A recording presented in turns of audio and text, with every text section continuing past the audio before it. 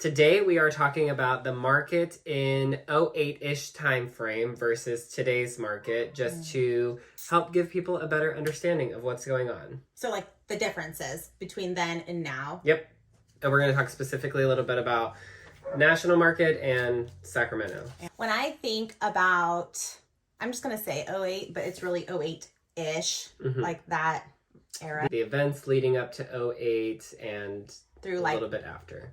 12. Say like 05 to 2012. So one of the main differences that I noticed between then and now is the lending standards.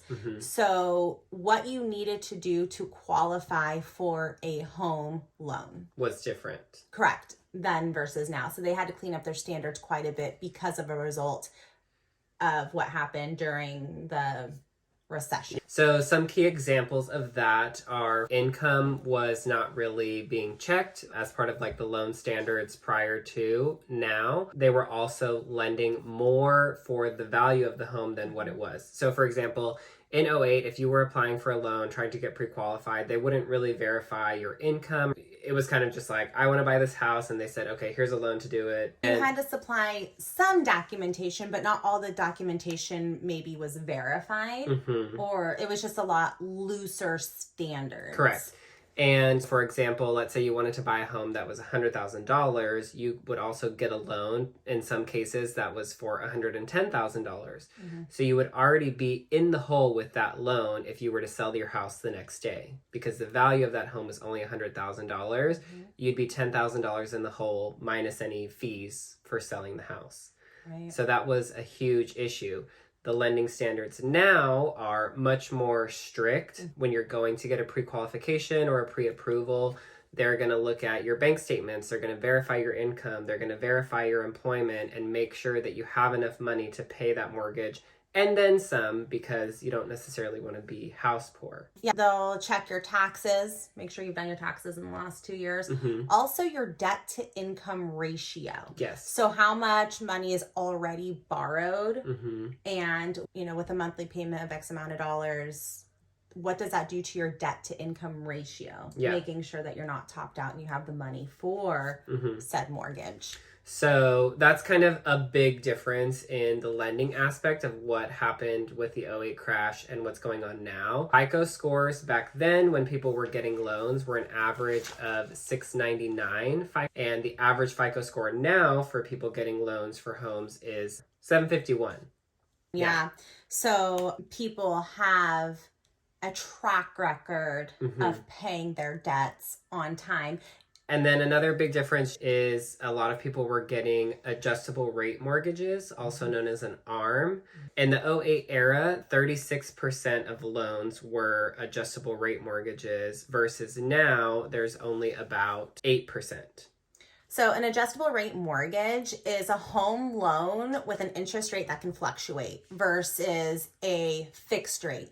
Meaning your rate can change over time. So you might walk into a home and be paying $2,000 a month for X period of time, and then your rate can change. And this happened to one of my friends. Her mortgage was $2,000 a month, which was totally good. Even through the recession, her husband and her had jobs. But because of the type of mortgage that they had, it jumped up to $6,000 a month. Wow. So they couldn't afford that. And that is the reason why they lost their home. It wasn't reasonable. So for them, they did go through a foreclosure because of the adjustable rate mortgage. So some of these differences between the way that things were done in the 08 era versus now are kind of what led to the crash. In that time frame during the Great Recession, there was a little bit over 6 million homes that were foreclosed on from the time at the tip of the crash to when it ended. And then now, with everything that we've seen with the pandemic and all of the talk about this huge foreclosure crisis again, only about 120,000 homes this year or in 2021 have either started the process or been foreclosed on. And one of the things that we wanted to point out that a lot of people kind of talk about is hold your home with equity and you don't have to sell it. You lose equity in your home when you sell it. Let's say that $100,000 house that we talked about in the beginning dropped in price to $80,000. Then you sell it. That is where you lose equity. if it dropped to 80,000 and you held on to it until now, that home is going to be worth more than the $100,000 that you paid for it, and then you sell it and potentially make a profit there. The layman's way of explaining that is, if you sell when you're down, you're obviously going to lose. But if you can afford to hold on to it and maintain that mortgage that you started with, then hopefully you can make it through the upward trend. Which most people, I feel, can. Of course, in a recession, a lot of people can't. But going back year over year over year, the majority of people make money on real estate. Yep. But talking about those foreclosures, the decline in home prices was 50%. Let's just say we bought a house at $400,000, and at the very bottom where we lost 50%, that house is now worth $200,000. That's a big hit. Yeah, that hurts. If you ride the wave, though, that house could be worth just shy of $1 million. Yeah, depending on what area. A lot of factors, condition, location, all of that. But there's a wave here. Yeah, there's a wave. If we were to go down as much as 9%. And these are predictions. We don't do predictions. This is just hearsay. That same $400,000 house, and we subtracted 9%, we're at $364,000. That's very different than the $400,000 to $200,000, the $400,000 to $364,000. Yeah, for sure. So riding that wave, if you still have your job. Yeah, I think homeowners are just in a much better position now than they were then. Right. One of the other attributing factors to the crash was the supply and demand that we saw. So the number of homes available for sale versus the number of people who needed to get into homes. We want to show a quick graphic here where it kind of outlines the number of homes built by decade nationwide between the 1950s and the 2010s. So between 1950 and 2000, there was roughly 20 million plus homes being built every decade. So in the 2000s, there was 27 million homes. In the 1950s, it was like 21 million homes. And then in the 2010s, there was only 5.8 million homes built. That right there creates a shortage in the supply. But because population has continued to rise. Exactly. So there continues to be more people, and now they're building less homes. Yes. So now we're playing the catch-up game because population is still going up, and then we saw this huge drop in the number of homes that were being built. So that is also what drove, I think, prices up so quickly in the last 2 or 3 years, because we saw this huge drop in rates down to the 2s and 3s. I mean, we're getting almost free money. Yeah, basically. Like artificially low free money. Yes. Okay. So then all of these people, millennials like myself, are like, oh my God, this is the time to buy. It doesn't even matter what the price of the home is, give or take. But, right. But you really tried to take advantage of this rate and jump in. And so that's why prices were going up so quickly, because there were not enough homes to meet the demand that we saw there. For example, back in September of 2007, which, like we said, we're talking about the events that led up to the '08 crash and beyond that,